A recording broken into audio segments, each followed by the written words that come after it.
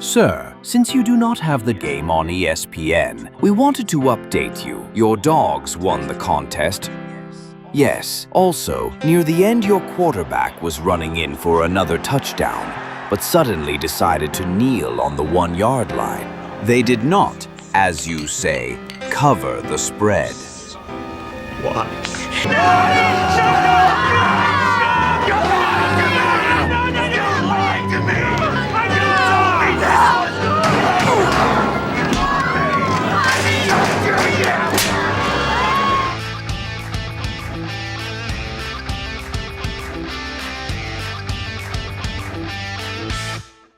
So what do you think about that Georgia game, Tyler?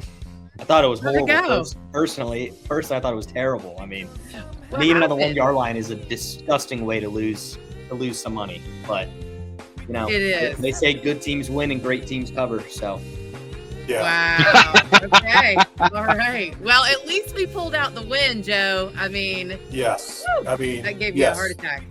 Yeah, so a lot of dog fans had mixed emotions, that's for sure. I mean, it was like we won, but I'd lost money. And why did he kneel? I mean, so just really unusual amount of mixed emotions on this one. But getting past that, now it was once again it was a tough win that they had to fight to claw back and win with really getting a good Gator team that had nothing to lose. So it was a talented Gator team that just focused on their strengths, and they kind of dummied down their game plan, and it worked. So really, really fortunate to get out with another win. Yeah. you Even can made see- catches that they didn't get credit for. I know. Well, come on. Did they? Did they though? Yeah, it depends I don't on think what. so, guys. I yeah. don't think so. round of applause for that comment, Jim. Round of applause. Right. Yeah, Yeah. they definitely did not make that catch. And Yeah. they showed their athleticism, though. I will say it was impressive to watch them come out there and give it their all to try to upset the Dogs, even without a coach, right? I mean, even going into the adversity that they're facing. So kudos to you Gators for the good try. Well, Got a big and- game coming up this weekend, too. Yeah, and Lindsay was right. Remember, Lindsay Scott last week said it's Florida, and I'm Listen, scared. I almost blamed him when we were down. I was like, Lindsey Scott, I will come and Right. drive you down to that field right and, now. and he was right. It's the Gators. It's the rivalry. It's their talent. Throw the record out the window. It's always a battle, and that's what yeah. happened. A So bloodbath. Mm-hmm. yeah, absolutely. So just glad we pulled one out again. Yes, again. And we got a big one coming up this weekend. What are you thinking? It's a trap game. It really is. A lot of people. It's Mississippi State is not on their radar. They're a very talented team. A good young coach, Jeff Levy, has really leveraged the portal and understands how it works and has done a good job. Actually, there's a receiver from Georgia that's over on their team now that had a great game last week against Arkansas. He's going to be motivated this week, so they can throw the ball. Through the portal, they got a really good Baylor quarterback who can really chuck it, and good receivers to throw to. So, what we have to go through when we're watching our defense and our defensive backs trying to cover receivers. And Mississippi State has quite a history, right? I mean, you were sharing with us a little bit about the history there. I mean, right? They're in the shadow of a lot of other teams. The SEC, it's crowded at the top, but State has always been a tough team to play. Actually, 1980, we were going to be co-champs with Alabama because we didn't play Alabama, but Mississippi State late in the season knocked them off. So they have a history of ruining people's seasons. So once again, it's going to be a tough one. And Vegas feels the same way. It's 7.5 points. That's it. So we have got to wake up early and get ready for this 11 o'clock Central Time game, and hopefully we can start fast. What do you think, Tyler? You betting against the Dogs again this weekend? I'm uncertain. Mississippi State they're 8-1 against the spread, so they're very good at covering. I don't know. After that debacle this past Saturday, I don't think I can ever put another dollar of my hard-earned money on Georgia. But right now, I think they cover. They're probably tied at halftime like Georgia does. And then they'll come out in the second half, maybe get a couple helpful calls from the refs. They'll find a way. They'll find a way like they always do. And I think that they cover the 7.5, in my opinion. What would it cost to buy it down to 6.5? Yeah, it'll cost you a cent. Well, not a cent overall, but it'll 110 to 120. So I'd probably buy it down maybe to 6.5. But honestly, I think they win that game by 10. I think you got to the point now, Joe, where you literally have to look at the path to making sure you're in the 12, right? And from a style point perspective, they're not stylish, right? Georgia is not stylish. They're not doing the little things that others like Indiana are doing as it relates to driving the nail in the coffin, in my opinion. What do you think? I mean, are they on the right path to getting there without having any help? I hope so. I think that they're not there yet, but there's glimmers of hope throughout the game. I mean, they opened up the game with a great drive, so I'm thinking, okay, this is a fast start, but then they sputtered and just couldn't get another drive going. So I think that they finished strong, and hopefully they can continue that momentum. What the concern I have is that Mississippi State throws the ball really well, and I'm insecure about our defensive backs. So I'm concerned about success that they might have throwing the ball, right? And we have a hard time putting pressure on the quarterback. I mean, we only have 8 sacks for the year, which is unbelievable. Wow. So that is shocking. Yeah. So it's kind of a reverse where historically we relied more on that Kirby Smart defense that was just shut that opposing team down. Let's hear what Kirby had to say. Okay. Our guys are going to be up for a great challenge this week. We're going to their place, and when you play on the road in the SEC, trust me, I played a lot of years and coached a lot of games at this place. It's a tough place to play. They have a great fan base. They like just watch tape. They've been in every game. They've had several games they should have won. They could have won. They didn't, and obviously it didn't slow them down because, even Arkansas, every game they've been in, they score tons of points. They're a hard team to beat. They've got a really vertical stadium. I think the noise gets trapped in their stadium. It's one of the loudest places that I've coached, and I've coached there a lot, and they got a lot of pride. The early kickoff, that's more unique to me than the stadium. We go to the road games, it's road games, and it's hard. The uniqueness is a change in time, time zone a little bit, because you're changing time zones, and then what time the kick is. But, unless they don't have to show up until earlier or later, it's the same for both. There you go. Yeah, they don't operate on a separate clock. They operate on the same clock. But man, he's spot on. It's a routine they're used to, and Georgia's not. So getting them up, getting them ready, getting them prepped and fired up is critical. That's the big challenge, and that's what separates the good coaches from the great coaches, is getting your guys up every week. It's hard to not have a letdown after playing in Jacksonville and going to Starkville. It's just a challenge. And so hopefully they'll get off to a fast start. They're going to need to. I feel good about the offensive line continues to improve. That is a real positive, where if you can control the line of scrimmage and if you can get good yardage running the ball, then it opens up play action pass, et cetera. So that is encouraging.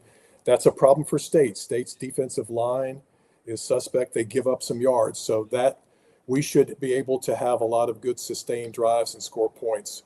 We got to keep Mississippi State's offense on the sidelines. Well, I think you said you nailed it with control, right? It's all about control. And that was one thing that we did not see a lot of during that Florida game. They were not in control. They were making some breakout plays and it won us the game, but I'd never felt like they had control of that game. And No. it was just, it's very nerve wracking as a Georgia fan to watch them just kind of feel like they're frayed or chaotic like that. So I'm really you'd never ready know for that by looking at the memes that are out there on X. I mean, you'd never know that they weren't in control. I think I've Yeah. seen some of the best memes in my life. Yeah. Here's one. Here's another one. Listen, it doesn't matter by 1 point or not. We're going with the memes. I love it. I love it. I mean, do you think that's AI generated, or do you think that's a real shot? No, I think that's Uga. That's definitely Uga doing it right there. We've got some good running backs, but 33 is the man. I mean, that was an exceptional run, tremendous vision, cutting back. So hopefully he'll get more. He only had 9 touches. We got to have more for him. Yeah, somebody's got to smack Bobo. Run the ball, Bobo. Run the ball. Let's go. Please. Okay, so let's talk about the rest of the SEC. There were some crazy games this past weekend, some upsets. I mean, Texas looked like they had their rhythm about them this weekend. Auburn lost. I mean, Tennessee lost. Yeah, I can't help but think of Lindsey again when Lindsey said, "Hey man, it's Vandy. It's Vandy going to Austin." No, so Lindsey had Texas all the way, and it's tough. It's tough to go to Austin with all the power and the talent that they have. It's tough, and it's tough for Vandy to learn how to consistently show up every week, because every week is a big game, and they're learning. They've made great strides, but still got a ways to go. Whoops, sorry. We're a little different You there, did that Joe. on purpose. I love it. Thanks, Ty. So let's talk about My bad. let's talk about a couple of those mess ups, right? Let's look at for a moment, Tyler. Obviously, the debacle on the Plains is it's almost unprecedented. The coaching shuffle at Auburn is insane. Consistency matters, right? In the SEC, consistency matters, and there's this revolving door of coaches. Yeah. It's nuts. But I mean, let me interrupt you for just 1 second. Go ahead. 3 points. Yeah. 3 points. Hugh Freeze, offensive guru. 3 points. I took the under. Smart. That's smart. I would take the under in every Auburn game this season. No, I mean, listen, Hugh Freeze had to go after that game. I'm a big proponent of giving a guy 4 years, and I know Auburn hasn't done that recently. Hugh Freeze had to go. Harsin was just not the answer. I mean, you can't just wait around for these guys. You're in year 3 losing to Kentucky at home Saturday night, 10-3. I mean, that's unreal. I'm so glad he's gone. I look forward to Durkin, seeing how he does as interim. And then finally, Derek Nix is calling plays for the first time ever without Hugh Freeze being there. So I think Auburn, if they come out and look, I mean, they have the talent to succeed. Do I think they have the talent to beat Georgia and Alabama? Maybe not. They need a little bit of help there, but they should do fine with some of these other teams, especially Kentucky, right? So I look and see how they play against Vanderbilt this weekend. If they can keep it close, I'm happy. I mean, if they cover the spread, that's a win in my book. Just if they can move the dang ball and consistently, that's a victory. But I'm so glad. What about the coaches? Okay, the coaches, right? Like, what are we doing with all of these coaches being dismissed like this? I mean, is this going to become a trend where if you're not winning, it already has. It already has. There's so much money, Dayna. There's so much money out there, like we talked about in week 1. Tony Dungy was a coach, a head coach for 11 seasons before he won a Super Bowl, guys. Right? Yeah. Like, I mean, what are we doing though? You're not even giving anybody time to get in a rhythm before you're just sorry you didn't win the national championship this year. You didn't get to make the playoffs. What are you doing? The collectives have created, as Joe and I've discussed, the collectives have created a committee of donors that have a seat at the table that are now making hiring decisions in a vacuum based upon how much they're going to spend on the university or for the university. And if they ever played a down of football, that's what I would like to know, because don't get me started on that one, Dayna. I'll get down a rat hole on that one. Joe, where's your gut? Well, I agree, and so to me, it's two things. It's two things. it's two things that drive. Watching the coaching carousel. Is I love anybody it. looking at me right now? No, I could not see anything. I'm sorry. Well, I'm sorry. I said it's two things. No. It's two things. It's two. So it's recruiting. Yep. And it's keeping your donors motivated to keep donating, right? So if you're in a situation like LSU and Auburn, you have to maintain them momentum, right? And you have to send the message that we don't accept this and we're committed to nothing but the best. So it's a trend that's going to continue, right? So what is it? So that said, has anyone from Auburn, Tyler, any player from Auburn hit the portal yet? They've got a window, right? And there's a window. Has anybody talked about it? Right, that's going to happen. Yeah, sure. I don't think anyone's going to leave. Mid-season. Damari Allison, I think, has already talked about leaving. But you get a hall pass, though. You literally get a hall pass. If the coach is fired mid-season, you get a hall pass as a player for another year of eligibility. So it's it's going to happen. It's going to be interesting to see how Auburn finishes out the year because Durkin's a great defensive coordinator. Auburn's defense is as good as anybody's defense in the country. Anybody. There are 3 teams that have allowed less than 24 points a game. It's Ohio State, Indiana, and Auburn.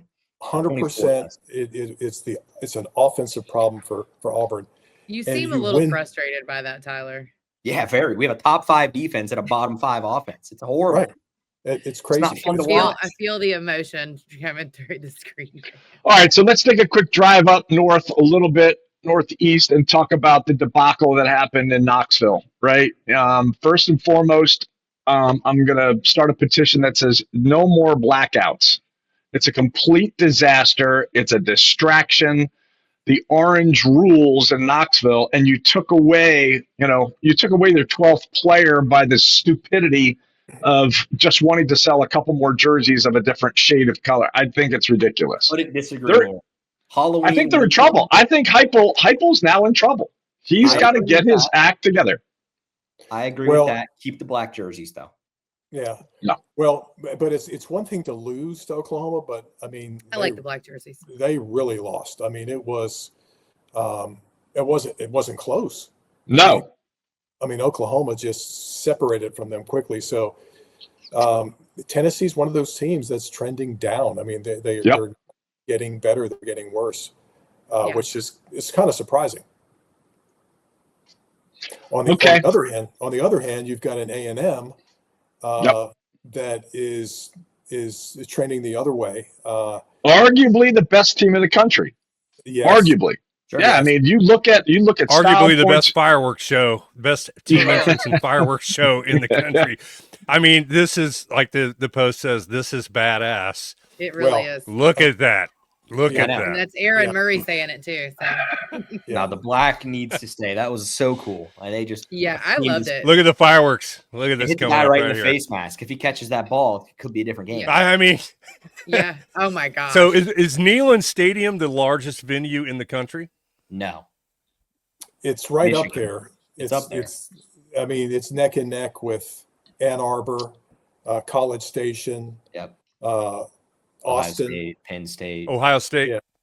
Mm-hmm. Yeah, I think it's the top one. Well, I'll have to look that up real quick. I'll put $100 on it right now. Google that, Jamie. Tyler's looking to get his money back. Michigan, I need the money back because I bet on Tennessee. All right, are we ready? Where are we going next, guys? Where are we pivoting to now? Well, we're going to the ACC. We got to talk about tech. We got to talk tech. It's so heartbreaking because I was really thinking that, with the Falcons sucking this year and Georgia almost blowing it, I needed a bandwagon backup team, and they really screwed me over. I'm a little sad for them and their fan base. It was hard to watch. It really was. It was hard to watch for you guys because it was hard to watch. I kind of compare it to Vandy, right? Obviously, there's similarities between the two schools. And also they're not used to this recent notoriety and attention and the challenge of getting up for every game. NC State is not a great team. They're not.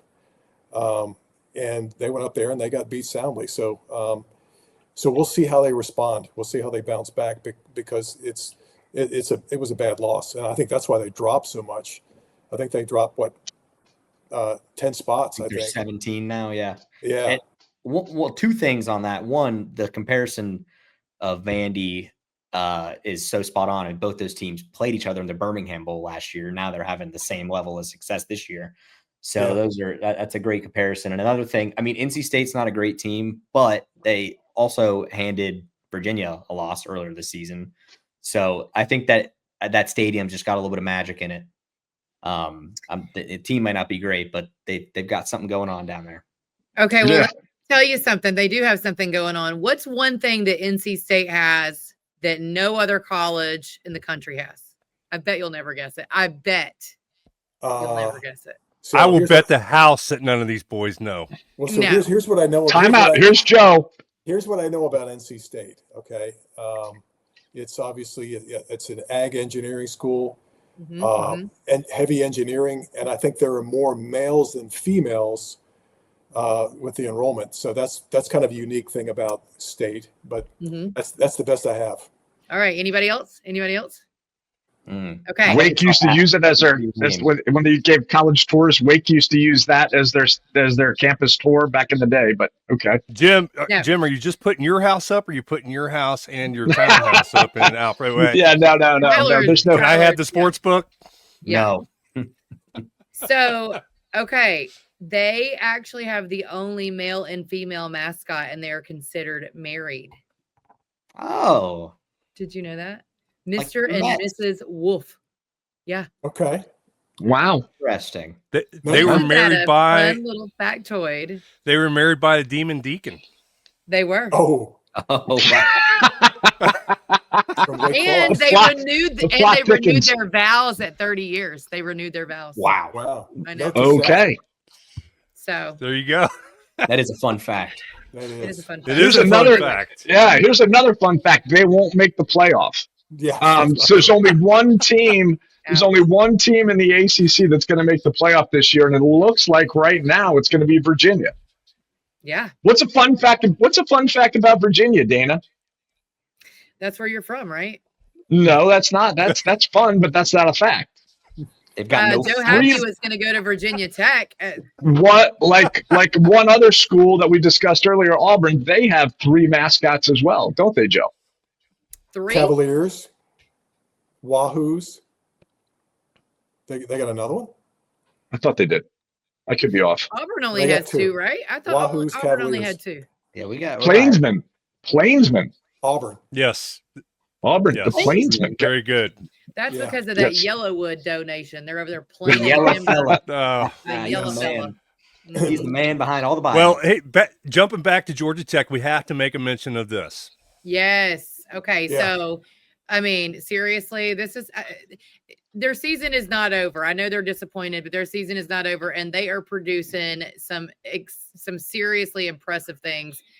Rutledge named third Lombardi Award semifinalist in Tech history. That's a big deal. So I'm looking forward to them finishing the season strong, with the one exception of them losing against the Georgia Bulldogs. I think they've got a chance. I still think they've got a chance. The rest, I think Miami's on a nosedive. Miami's still trying to appeal to the NCAA for, looking at rough hits on Carson Beck. I think the biggest hit on Carson Beck is probably his dating life this week. And his attitude. Let's just be honest. Yeah. It's just unbelievable. Terrible. Yeah. Yep. Listen. Yes. If it's not the wide receiver, it's not the wide receivers, it's the coaches, right? No, I know. It's the coaches now. It's never his fault. Man. Oh, you want to hear it? Yeah, let's hear it. Let's hear it one more time. Oh no! Oh, let me go back. Hold on. Did they do anything differently to take away? No. Hold on. We're having trouble. Some technical difficulties. Well, we're not getting any audio here. I don't know what's happening. But Carson Beck is basically saying, it's not my fault, man. Right. I just do what the coaches tell me to do. Yeah, that's right. I just do what the coaches tell me. I just run the plays that are called, right? I mean, give me a break. Yeah. Not well. You run the plays, but you don't run them well. You don't run them well. Yes. There you go. And, yeah. Yes. I know. Sad news. Georgia is so much better off. so much better off. If I could play that song, na na na na na na na na, like we were all goodbye. So anyway, that's probably going to be the extent of his career right there too, is blaming other people for his problems. So, all right, overview though, ACC. Who else can we talk about? Because let's just cut back. Well, out. I think Louisville's a very good team. Sure. Yeah. I mean, especially in that conference. So they have a shot. They're just on the outside right now, right? They're just on the outside of it all, and definitely have a chance of making an impact and shaking things up. That's for sure. Yeah, so it's probably down to either Louisville or Virginia at this point, or Tech. Tech is still alive. It's crazy as it is. SMU, but what did you hear earlier? Pitt. I mean, everybody's all of a sudden Pitt comes out of nowhere. Pitt's now in the conversation. I'm like, what in the? Yeah, that's crazy. So yeah, and, they had a really rough season last year. They were 6-6 and lost to Toledo in the Motor City Bowl game. So quite a turnaround at Pitt. So still a lot of interesting things that's happening in the ACC. We're going to take a quick break, and when we come back, we're going to talk top 25, guys. All right, be back in a minute. See if you recognize the person in this commercial. At Homegrown Realty Group, we believe buying or selling a home should feel personal, because it is. We're more than agents. We're your neighbors. From the first showing to the final signature, our team is rooted right here in the community, guiding you every step of the way. Whether you're planning new routes, upsizing, or downsizing, trust the local experts who know this market best. Homegrown Realty Group, where real estate feels like home.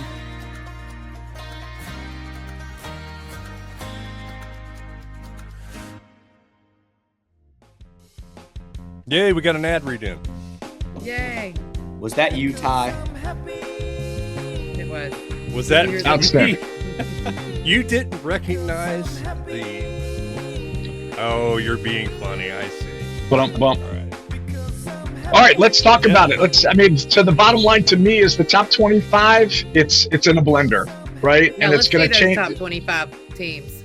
It's going to change dramatically week after week after week, and there's going to be shockers every single week. It has been out of control. The steady Eddie obviously is the top few teams between Ohio State, Indiana, and Texas A&M. It's amazing how that cream continues to rise to the top there. Yeah, those are some scary teams. Yeah, I mean, I guess the only, I wouldn't say shock, but surprise to me was seeing Iowa at 20, unranked in the AP poll. That could be wiped away after their matchup against Oregon this weekend. And then Pitt being in there, not. It's crazy, and obviously Memphis not being seen here, and we'll talk about them being number 12 in the first playoff bracket. But it's amazing to see where it's going, right? I mean, you look at Tennessee; they continue to drop off the table. Unfortunately for me, as a Tennessee fan, they just continue to stumble, right? So it's going to be fun to watch this and track this every single week and see who does what, because the pressure is unbelievable, right? I think there's more pressure on these teams now on the bottom side of the top 25 because there's 12 teams that get into the playoffs now. So there's even more pressure on more teams than, let's put it this way. There were plenty of teams last year at this time that realized they weren't going to be in the top 4. They were just playing to finish out a strong season and get recruiting. Now there's nobody on this board right here that is mathematically eliminated from making the final 12. Nobody. Yeah. It's amazing. Yeah, it is. And if we fast forward 4 weeks from now, to your point, it's going to look very different. I mean, very different. There are going to be some surprises, some upsets, some changes, no question about it. There's been so many changes already, which is why I think that you see this all over the board, right? I mean, we're all over the place with, used to we would go through a season and you wouldn't cut anybody or change anything until the season was over, and you would just adjust in the off season.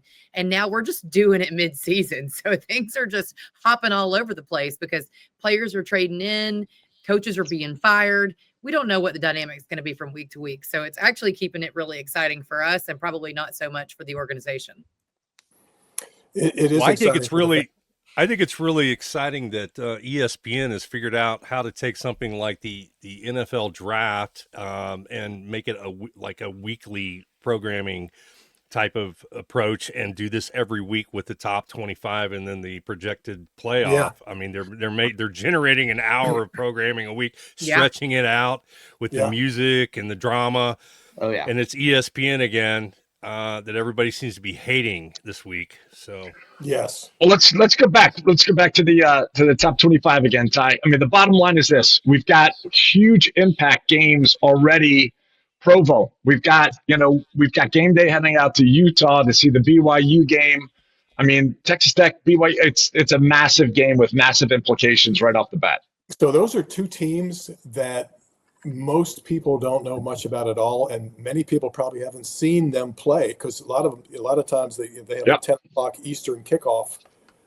I've seen BYU play a couple times, and they got I love the quarterback, the team. They really play well together. They've come from behind multiple times. They're good, and the Big 12 has done well this year. I mean, the Big 12 has got some really, and Texas Tech is another one. I mean. Everybody talks about Texas A&M and the UT Longhorns, but the Texas Tech Red Raiders, the only loss they have, they might not have lost that game, but their starting quarterback was out.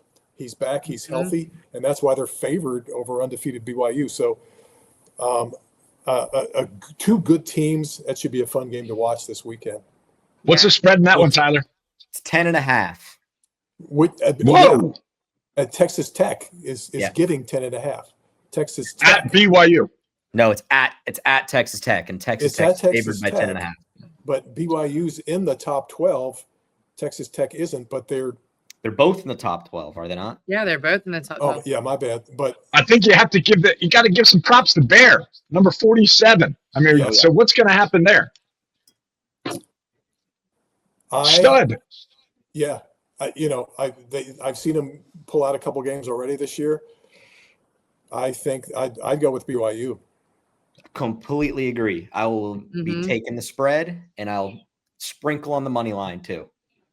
All right, so here we go. So timeout before we jump ahead. There's one big battle in the SEC that we didn't talk about in our SEC segment, but we're going to do it right here, right now. You got Missouri versus A&M. Huge implications for possibly the best team in the country, A&M. What do we like there? Tyler, you start. Sure. Yeah, I like A&M there. Missouri's a good team on the fringe. They can't really seem to pull it out against, the top teams this season. A&M has looked really good. I'm normally saying they're going to go 8-4 every year. I think that they've eclipsed that this season. I don't think that's going to be the case.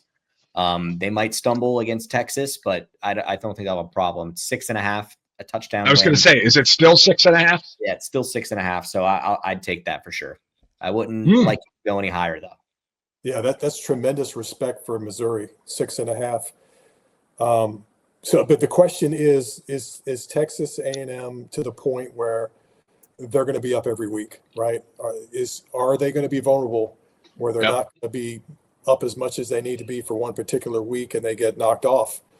That's going to be, and if anybody can do it, it's Missouri. I mean, because Drinkwitz is, the head coach is probably not going to be there next year. I think he might take one of these big three positions.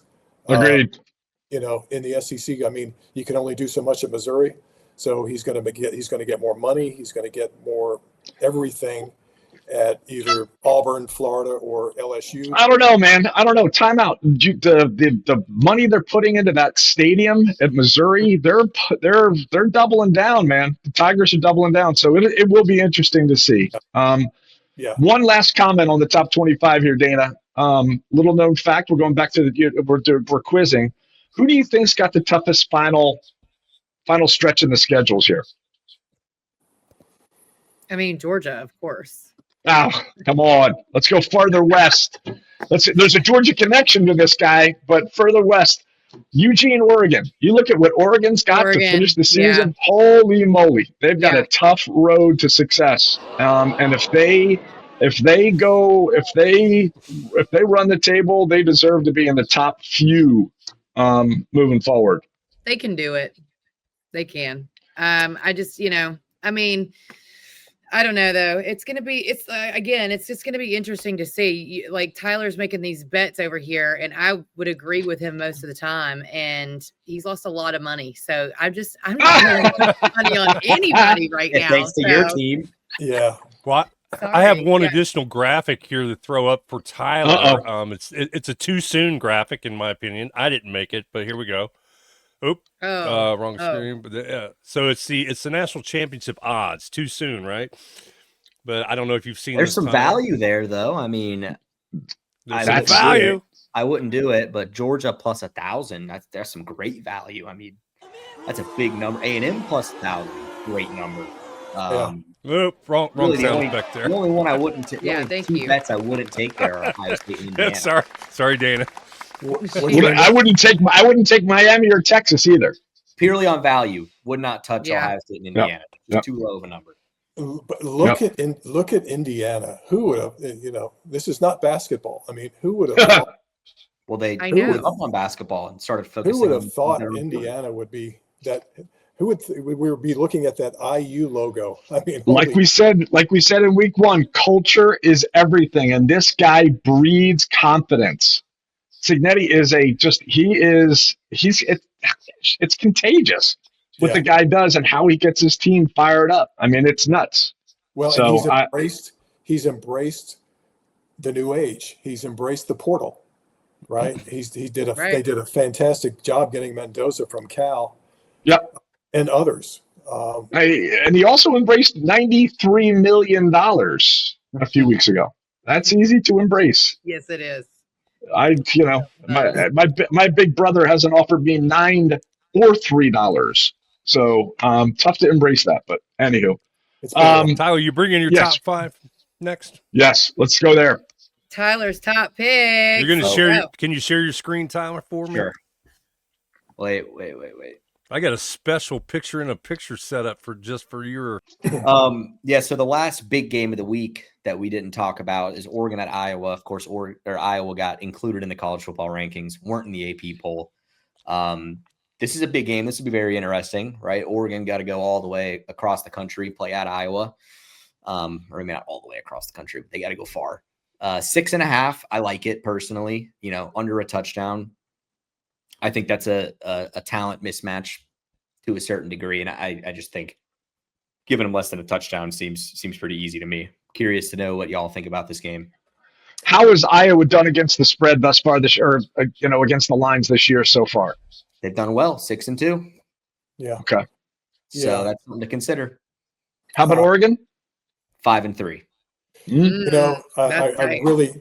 I really like what you said as far as the talent difference, right? Love Iowa, love the program, love the coach. There's a talent difference. So I think that's worth at least a touchdown. I agree. And I wouldn't take a ton of weight into this 5-3 record against the spread. Oregon's just had huge numbers, when they play anyone. It's not worth much, right? They play Northwestern, they're favored by 28.5 or something. So I wouldn't hold much weight. And it's not the same Oregon organization that puts 50 points on the board anymore, right? It's a different team. It's a Lanning team now that's tough in the trenches and knocking people's head off. Yeah. Agreed. Okay, next game I want to talk about. So my only success of my locks here recently has been San Diego State. We're going back to the Aztecs? Well, we're gonna flip it. We're gonna flip it. It's probably a horrible idea, but we're gonna do it. I'm taking Hawaii plus 6.5 here. This game's at 11 o'clock Eastern. I will absolutely be locked in. Says 10 o'clock here, but it's actually at 11. I just think San Diego State, they've looked really good. They're at the top of the Mountain West right now, but Hawaii, the past couple games I've seen of them have looked like a different team. 6.5 here. More money is on San Diego State. That's great news. Give me Hawaii plus 6.5. 11 o'clock game at Hawaii. I love it. Just purely off of that. Yeah, Hawaii's good, man. They've already won 6 games. Oh yeah, they're a good little team. Mm-hmm. That Mountain West Conference is a little funky right now because I think Boise State is probably the favorite to win it, and they've looked bad. They lost to Fresno last week, so that's an odd little conference they've got going on right now. Next game I want to talk about, my second favorite play, Indiana 14.5 at Penn State. The game's at noon. That team has given up. Their fans have probably given up. Penn State 1-7 against the spread. I wouldn't even need the down. I think Indiana wins this game by 4 touchdowns. Oof, I don't know about that one. That's a big number. Big number. But Signetti likes to pile it on, man. He would not, their quarterback Mendoza will not be taking a knee at the 1 yard line. That's for sure. Yeah. Maybe you guys were betting, and that's why he was like, I don't agree with that. Yeah, maybe you watched the show. Yeah. He watched the show. Maybe Kirby took the under. He knows Tyler's an Auburn fan. I still can't probably believe. does. I still can't believe what's happened to Penn State. It's just hard to fathom what's happened. It's unbelievable. It really is. It really, and I mean, they have good talent, right? I mean, obviously they lost Aller, so it's an odd situation. Right. My final play of the week here. So I really wanted to take East Carolina in this. It's a huge number, so I just can't do it. So East Carolina's been unreal against the spread. Percentage of points wise, they're 5-3, but when they cover substantially, and when they don't cover, they don't look great. So 28.5, too many points for me. Give me Charlotte plus 28.5. Nice. Okay. Charlotte has the privilege of coming to Athens in a couple weeks. Yes, they do. Yeah. I thought Charlotte would have been a decent team. They got Ohio's old coach this year. I think it's Tim Allen. And it just hasn't really gone well for him. Yeah, it's obviously going to take a little while. It is. I thought he would have brought more people from Ohio with him, but clearly not. All right. Well, listen, those are great, and we have to talk about it for like 2 seconds, but we're going to take a quick break before we come back. Maybe not. What were you going to talk about for 2 seconds? Well, I didn't want to talk about him for longer than 2 seconds, but I was going to talk about seconds. Go for it. Okay, I maybe jumped the gun on the break. Go for it, Dayna. So, the Falcons. Ooh, that gets. It's just a somber word at this point in my house, and I mean, I don't know. I felt like Penix looked good enough to win that game, and we just can't freaking execute. Like, what is happening with our coaching staff? And can we just ask Arthur Blank to give it up already? Like, dude. You're never going to play football. You're not even going to play through the players that you own. Like, what are you doing? Like, can we not get our shit together? We have plenty of money, but we just can't get it together. What's happening? It's a culture thing. It's one of those things where, certain teams just always pull it out. And there's certain teams that just figure out some way to lose it. I mean, how many extra points have been missed? We never pull it out. Why is that? Why are we the ones that never pull culture? It out? It's culture. It's a winning culture. And you look at when the Falcons lose the Super Bowl, coaches disappear, culture left with them. Right? Well, everything fell apart. We can't let anybody stay there long enough to build culture. And, we talk about this. It's pissing me off how quickly they're cutting the heads off these coaches. They don't have time to develop their own foundation and their own culture in these organizations. I mean, Kirby was there for 5 years before we won a natty. Okay. And I said it earlier, like Tony Dungy, like 11 years as a head coach before he got a Super Bowl. What are we doing? Why are we clipping people every 2 to 3 years before there's any culture built with the players that we have? I don't understand.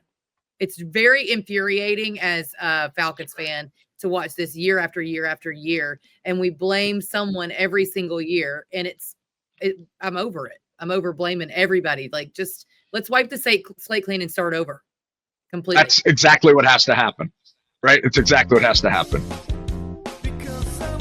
All right. Yeah. Let's jump to a quick break, and then we'll be back and finish up with Grab Bag. I'm going to jump in here real quick here before we go to break, and I'm going to say, Dayna, I got a happy thought for you. You're not in Cleveland.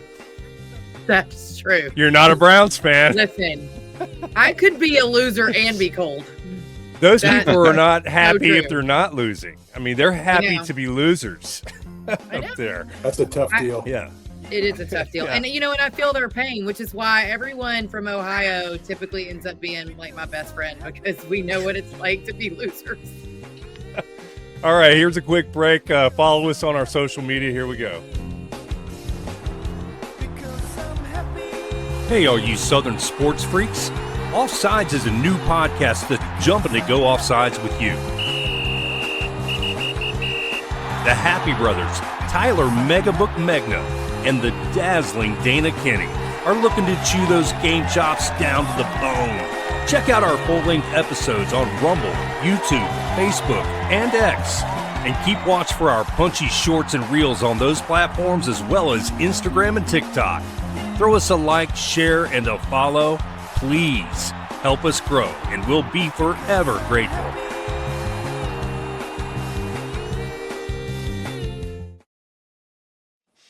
And we're back. All right. We're back with grab bags. All right, Jim. What's in the grab bag? I think you have to start with me eating a little bit of crow. 2 weeks ago, I said the World Series would get wrapped up in 4 games. I was incredibly wrong. Turned out, Tyler said 5. I said 4. Turns out it goes 7. Turns out to be probably one of the most epic World Series that, in recent generations. I mean, it was an amazing display of competition, of star power, and frankly,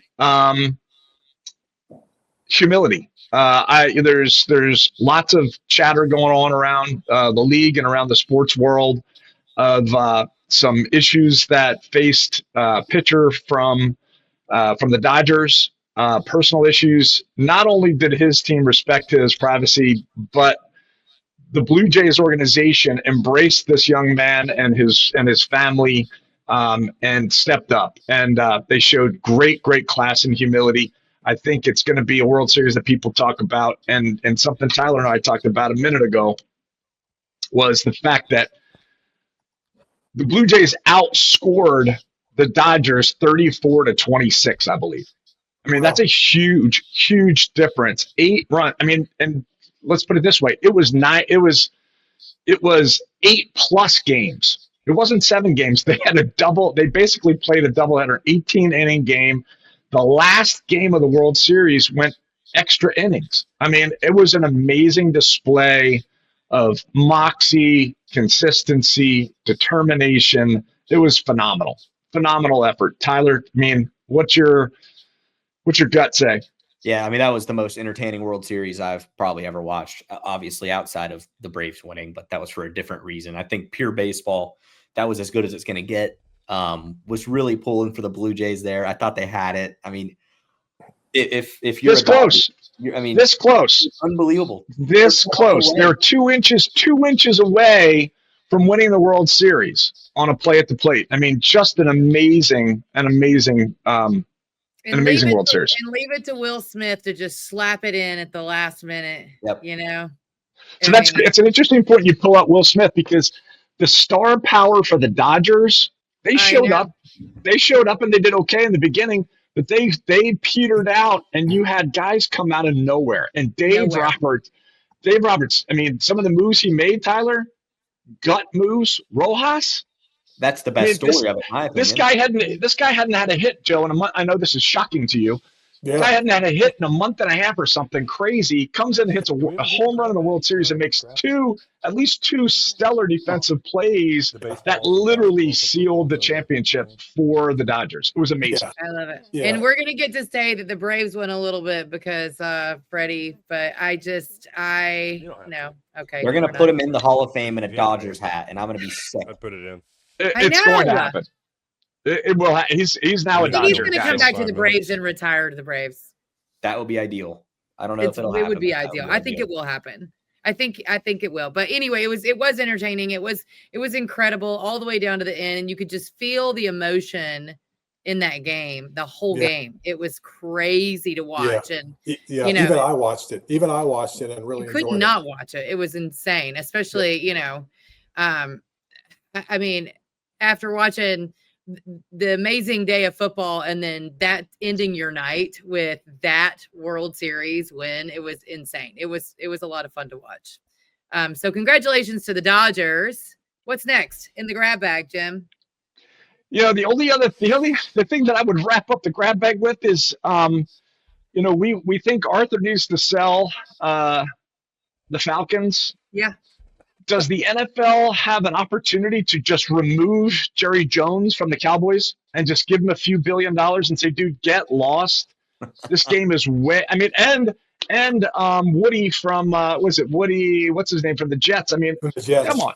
Yeah. I mean, come on. These guys are just billionaires that are playing with it's like they've got a magnifying glass and they think their team is a bunch of ants. I mean, it is just there's nothing logical going on. We need caps on politicians and we need caps on football team owners. Like, I mean, it's insane. Like, we can't get shit done in our government. We can't get shit done in the NFL. Like, what is happening right now? I mean, relegation. Let's go to the soccer model. You get relegated. Let's figure out a way to just drop teams down a level. I mean, it's an amazing thing that we're watching unravel in front of us. Yeah. Yeah. The worst team in the NFL in the SEC. There you go. There you go. Cowboys are now on the SEC West. Well, they're not. There's no West anymore. The Cowboys now have to play Mississippi State instead of Georgia. It's craziness. What do you mean? But when the Cowboys were on top, it was like you guys said about culture. It was a coach. It was an owner. They were all in sync. They were all. There was a rhythm there. That hasn't been in Atlanta. And I mean, I really can't tell you when it's been in Atlanta. Ever. I mean, never, ever. It's always been some pompous billionaire that thinks that they're going to live vicariously through a bunch of star athletes to live out whatever fantasy land that they had in their brain about being some sort of an epic, specimen individual that can run a football, which Arthur Blank never has, never will. Sorry, buddy. That's one thing money can't buy you. Nice guy. Never going to happen for you. Nice guy. Lots of good charities. Get out of the freaking NFL. I'm done. So look at the Eagles, right? Look at the Eagles owner. He's jealous. He's the complete opposite in every way. He completely empowers his GM, his coaches. Bingo. And that's the difference. Yes. He's there to support them. Yep. And look at the difference. You can tell. It's an SEC team. Yeah. You look at it from a culture perspective, and your point is really true, Joe. I mean, the empowerment factor is huge, and it goes all the way down the organization, right? Yeah. It starts at the top. If the ownership, even ownership by committee, right? You look at Magic Johnson, right? He owns part of the Dodgers. He probably owns what, Tyler? How much does he own? But he's the figurehead. And he gives it all, he lets the organization run the organization because he's not a baseball guy, right? He understands sports. He understands marketing. He understands fans. He understands how to get stuff done. Right. But he lets the baseball people do the baseball business, right? And it's a business. There's no free agent right now that wants to sign with the Falcons unless they're going to way overspend. There's no free agent that wants to sign with the Cowboys unless they overspend. And Jerry's not overspending, right? Jerry's making more money off of his stadium and the naming rights of his stadium than he is. Yeah. And I shouldn't say naming rights, but the ability. He sold the stadium to AT&T, naming rights, but he also has so many other loopholes in the way he runs his business that makes it makes financial sense for him to stay involved. Now, the kicker is when he steps away, because he's going to have to step away sooner than later. Who's going to hand it over to? Just like Al Davis's son. I mean, come Walker on. needs to come and run the Falcons. You look at what's going on at the Raiders, Tyler. I mean, it's the same situation.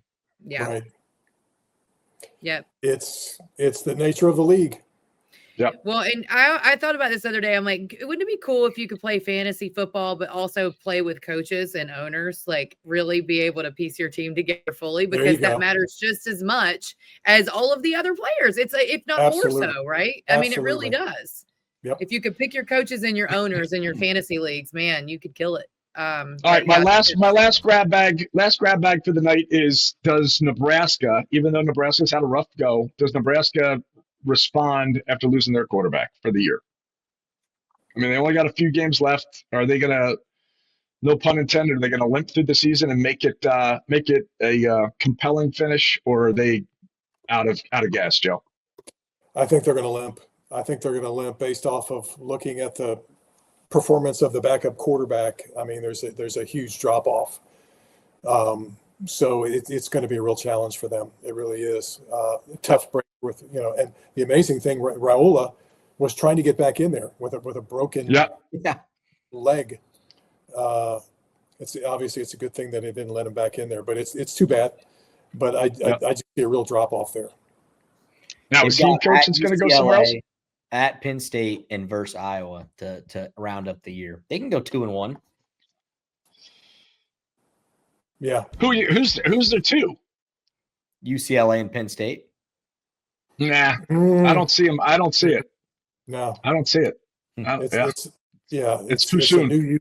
It's a new UCLA team, and Penn State still has a really good defense, so it's going to be tough.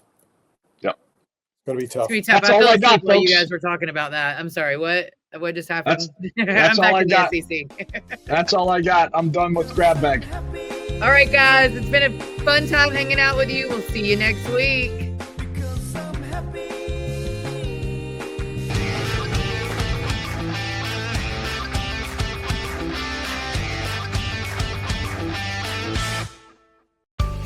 In this world where attention is hard won, Storytel.media turns your vision into visuals and sounds that grab hold of people. I'm Ty Towers, and I'm a hands-on AV nerd with 35 years in broadcast production. I personally run camera, sound, lighting, edit content, design graphics, and arrange music. My knack for rhythm fueling razor-sharp edits. Leading a tight-knit team, we deliver stunning visuals and powerful messaging. While I've been honored with Emmy, Telly, and Promax awards, I really focus on your trust first and foremost. For leading companies, including industrial manufacturing clients, we bring trust and discretion and relaxed environments where your executives will shine naturally. We execute your vision with precision, making your story unforgettable. Discover our story at Storytel.media and let's make your story shine.